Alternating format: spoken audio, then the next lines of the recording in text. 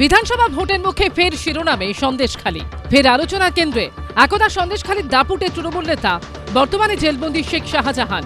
নেপথ্যে বুধবার বাসন্তী হাইওয়ের উপর ঘটে যাওয়া ভয়ঙ্কর ঘটনা। আদালতে সাক্ষ্য দিতে যাচ্ছিলেন ভোলানাথ ঘোষ, যিনি শেখ শাহজাহানের বিরুদ্ধে মামলার অন্যতম সাক্ষী। মাঝ রাস্তায় তার গাড়িতে সজোরে ধাক্কা মারে একটি ট্রাক। ঘাতক ট্রাকের গতিবেগ এতটাই ছিল যে দুটি গাড়ি পাশের জলাশয়ে পড়ে যায়। মৃত্যু হয় ভোলানাথ ঘোষের ছোট ছেলে ও গাড়ির চালকের। শেখ শাহজাহান জেল থেকেই গোটা বিষয়টার কলকাঠি না সব রেকর্ড চালাচ্ছে, সবটা চালাচ্ছে, চিন্তা নেই। মানে আপনি যেহেতু অন্যতম সাক্ষী, আপনাকে মিটিয়ে দেওয়াটাই মূল লক্ষ্য। একদম। এই প্রেক্ষাপটে এবিপি আনন্দের হাতে এসেছে এই সিসিটিভি ফুটেজ। এই জায়গাটি ঘটনাস্থল থেকে 5.5 কিলোমিটার দূরে। একটি দোকানে লাগানো সিসি ক্যামেরায় ধরা পড়েছিল ঘাতক ট্রাকের ছবি। দোকানদারের দাবি, বুধবার সকাল 8:56 সিসি ক্যামেরায় ট্রাকের ছবি ধরা পড়েছিল।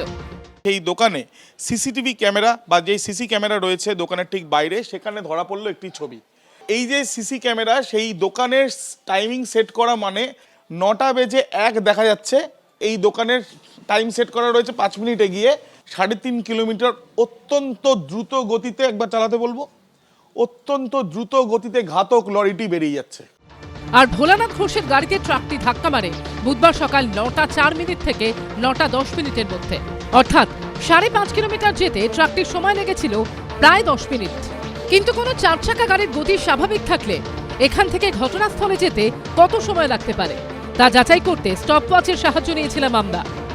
ঠিক যে জায়গাতে ঘাতক লরিটিকে সিসি ক্যামেরাতে ধরা পড়েছে ঘটনার আগে, সেই জায়গা থেকে ঘটনাস্থলে যেতে ঠিক কত সময় লাগে আমরা একবার দেখে নেব। গুগলের যে স্টপওয়াচ রয়েছে, সেই স্টপওয়াচ আমরা অন করলাম এবং তার সঙ্গে সঙ্গে আমরা দেখে নেব ঠিক কত সময় লাগে। 4.5 মিনিট পর ঘটনাস্থলে পৌঁছন আমাদের প্রতিনিধি। আমাদের গাড়ির গতিবেগ প্রায় 60 কিলোমিটার প্রতি ঘন্টা বেগ থেকে 80 কিলোমিটার প্রতি ঘন্টা বেগের মধ্যে ওঠানামা করেছে। এবং এই যে রাস্তা 5.5 কিলোমিটার, আমরা এসে পৌঁছেছি ঠিক ঘটনাস্থলের সামনে। এই ঘটনাস্থলের সামনে আসতে সময় লেগেছে 4 মিনিট 37 সেকেন্ড।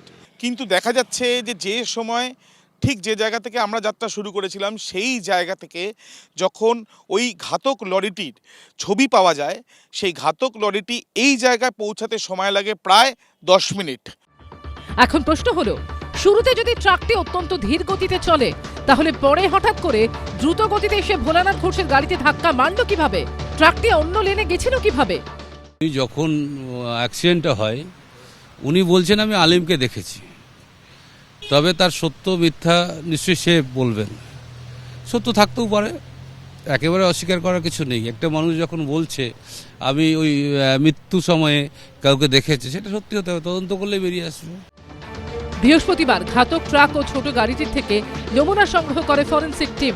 তাদের অনুমান, ট্রাকের 16টি চাকার মধ্যে কোনোটাই খুব একটা পুরনো নয় এবং গাড়িকে ধাক্কা মারার আগে যদি ট্রাক চালক জোরে ব্রেক কষতেন, তাহলে চাকায় ঘষার দাগ থাকা স্বাভাবিক।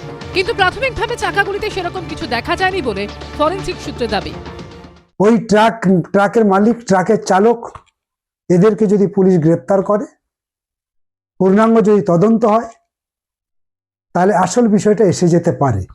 ভোলানাথ ঘোষের লিখিত অভিযোগের ভিত্তিতে বেশ কয়েকজনের নামে এফআইআর দায়ের করেছে পুলিশ, যাদের মধ্যে 2 জন হলেন আলিম মোল্লা, যিনি ঘাতক ট্রাকটি চালাচ্ছিলেন বলে অভিযোগ ভোলানাথ ঘোষের। দ্বিতীয় জন নজরুল মোল্লা, তিনিও একসময় ওই ট্রাক চালাতেন বলে অভিযোগ। আবির দত্ত, সুকান্ত মুখোপাধ্যায় ও সমীরণ পালের রিপোর্ট, এবিপি আনন্দ। এবিপি আনন্দ, এগিয়ে থাকে, এগিয়ে রাখে।